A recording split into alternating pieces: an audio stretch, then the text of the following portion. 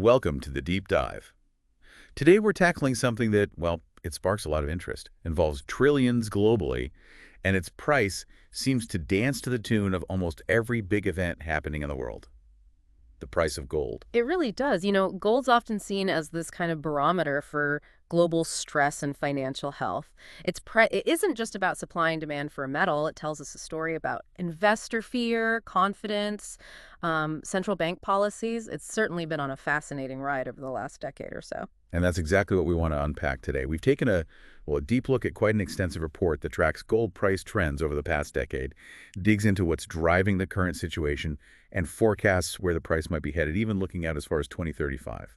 Yeah, our goal in this deep dive is really to act as your guides through that material. We want to pull out the absolute core insights like what were the surprising things that pushed prices down for years? What sudden shifts sent them soaring? And crucially, what are the experts predicting now for the future? And why are they making those predictions based on the forces they see at play? That's right. Consider this your shortcut to understanding gold's complex behavior. By the end of this, you should have a much clearer picture of how gold connects to global economics, financial stability, and how investors react to uncertainty, all without needing to spend hours digging through the source material yourself. So, where does this journey begin in the report? Okay, let's unpack this. The report starts by taking us back to a period that was actually quite challenging for gold, roughly from, say, 2013 through to 2019. And challenging might be putting it mildly. Hmm. If you were watching gold back then, you probably remember that really sharp decline that kicked off around 2013. The report highlights a dramatic plunge, notes a roughly 25% drop just between April and June, with prices hitting lows near $1,180. By the end of 2013, the price was down 23% from the start of the year. What was driving such a big fall? Well, there were several key factors sort of converging internationally and also domestically in certain markets like Japan, which the report gets into. Globally, a huge influence was the strengthening U.S. dollar. Oh, the dollar. Yeah, and this was largely a reaction to the Federal Reserve first signaling and then actually starting the tapering of its quantitative easing program. Okay, tapering, quantitative easing, QE, we hear those terms a lot. Can you just quickly break down what that meant and why it hit the dollar and gold? Absolutely. So quantitative easing, QE, that's basically when the central bank, the Fed in this case, pumps money into the economy, usually by buying government bonds or other assets. Tapering meant they were slowing down those purchases. And that signaled confidence, right? Right. That the U.S. economy was recovering and didn't need that level of monetary life support anymore. So as the U.S. economy looked stronger, investment money flowed back in, boosting demand for the dollar. And the dollar and gold, they tend to move inversely. Right, so money was shifting out of safe havens like gold and maybe into riskier things like stocks as confidence picked up. Exactly. And beyond the U.S., you also had financial concerns easing up in Europe. Remember the Greek crisis? It was starting to look less critical around then. That reduced market risk aversion overall. The report also mentions China reviewing its gold holdings as a factor, maybe suggesting some uncertainty about what their central bank might do with its reserves, which could sway global demand. And there was also, the report says, this widespread feeling that maybe gold had just gotten overpriced after its previous big run-up. How did that sentiment play out? Yeah, that perception led to quite significant selling activity, specifically from financial instruments like gold ETFs and futures markets. ETFs are those funds holding gold, and futures are contracts to buy or sell later. Right. When you see big selling from those, it signals institutional investors and speculators are bearish. They think the price is going down. And that volume selling itself puts huge downward pressure on the immediate or spot price of physical gold, making the decline even faster. Interesting how that paper market sentiment can really move the physical price. Yeah. You also mentioned domestic Japanese factors playing a role. How did that work during this weak period? So in Japan, you had Abenomics launching in late 2012, which involved massive monetary easing by the Bank of Japan, another form of, pumping money in. Yeah. Initially, this weakened the yen and boosted Japanese stocks. But Japan kind of remains stuck in this low interest rate deflationary environment longer term. What's interesting is when the yen did strengthen sometimes, like in early 2016, it actually made gold, which is usually priced in dollars cheaper when you converted it into yen. So that dampened the domestic demand for gold from Japanese buyers. Ah, okay. Yeah. And the Bank of Japan then moved to negative interest rates in early 2016 and tried to control long-term rates. They were aiming for stability, right? How did that affect gold demand there? Well, that stability, which was meant to encourage lending and investment, also reduced the perceived need for a flight to gold as a safe haven against market turmoil. At least among Japanese investors, they felt things were maybe a bit more stable. So if we pull it all together for that 2013 to 2019 stretch, what were the big international forces keeping gold down? You had the U.S. ending QE completely in late 2014 and actually starting to raise interest rates from 2015, boosting the dollar even more. The stock market globally stayed pretty strong, reinforcing this risk-on mood where investors felt comfortable taking more risk, pulling money away from safe assets like gold. Right.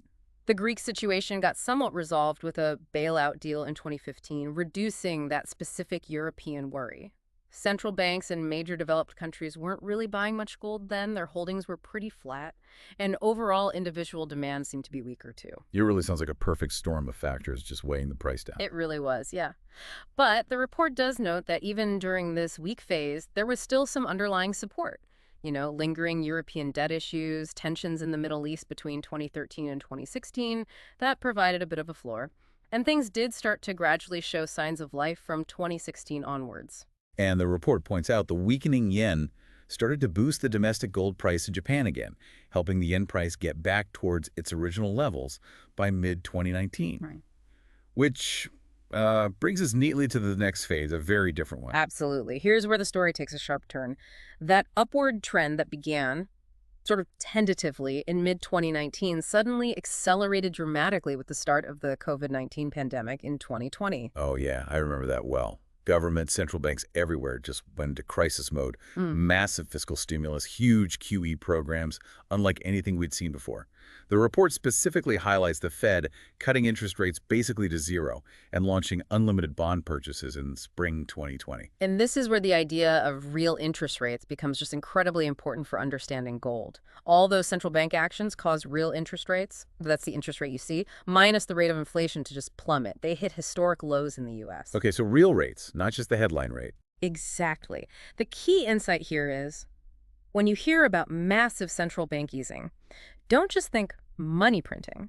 Think, how does that impact real interest rates? Because that is the direct, powerful link to why gold becomes attractive. And that's because gold itself doesn't pay you any interest or dividends. Precisely. So when real interest rates are high, holding gold is relatively expensive compared to holding, say, a bond that does pay you interest.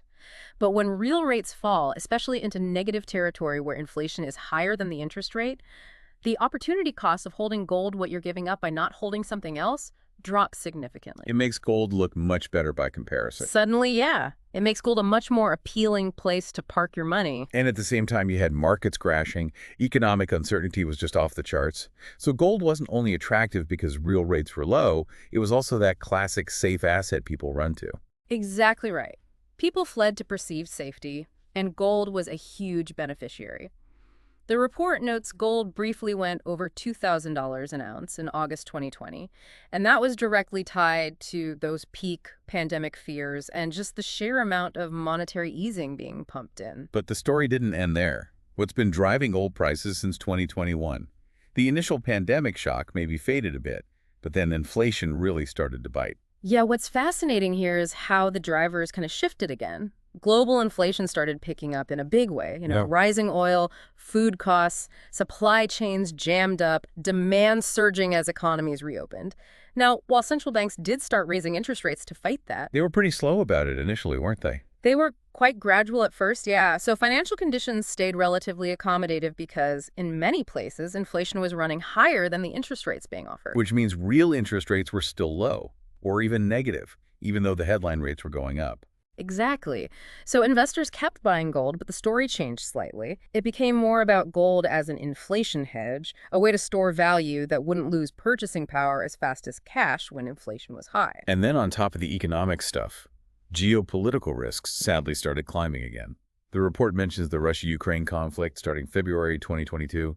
Gold jumped about 15% from where it was before the war. Yeah. And then the terrible deterioration in the Israeli-Palestinian situation in October 2023 led to another jump, about 8% in just 1 month. It really underscores gold's role as that sort of refuge of last resort during major international crises. Hmm. When there's sudden, serious global instability, investors very quickly move funds into assets they see as absolutely safe, and gold is right at the top of that list. In thinking domestically again, say in Japan, the exchange rate has been a factor recently too. It has, yeah. The yen has been persistently weaker since 2022, and that pushes up import prices, contributing to domestic inflation in Japan.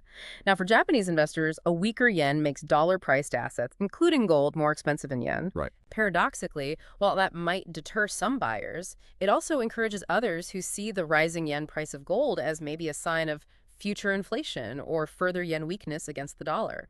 So it can actually stimulate buying, too. So we've tracked gold from that slump caused by economic recovery and low risk through this massive surge driven by pandemic panic, huge monetary easing, low real rates, inflation, and now geopolitical turmoil. Where does this leave us looking ahead, say, into the near future? Well, looking specifically at the outlook presented for around summer 2025, the report suggests that many in the market don't really expect prices to move drastically away from the current high levels right away. Although I did see that mention of the Gold Outlook 2025 forecast that sounded pretty bullish, predicting maybe a 28% year-on-year rise, potentially the best in a decade. Yes, that forecast is definitely out there, but the report is quite careful to point out that prediction is heavily based on a scenario where we see more central bank easing happening, combined with increased market anxiety. Ah, okay, so it depends on those things happening. Right. The more sort of general expert consensus outlined in the report suggests that if the overall economic and financial picture kind of stabilizes, moderate inflation, interest rates keeping pace, no major new shocks, then gold prices will probably still rise, but maybe only slowly. But the report does lay out different potential paths, right? Depending on how those economic and geopolitical factors actually shake out. Can you walk us through the main scenarios they see? Sure, first you've got the bullish scenario.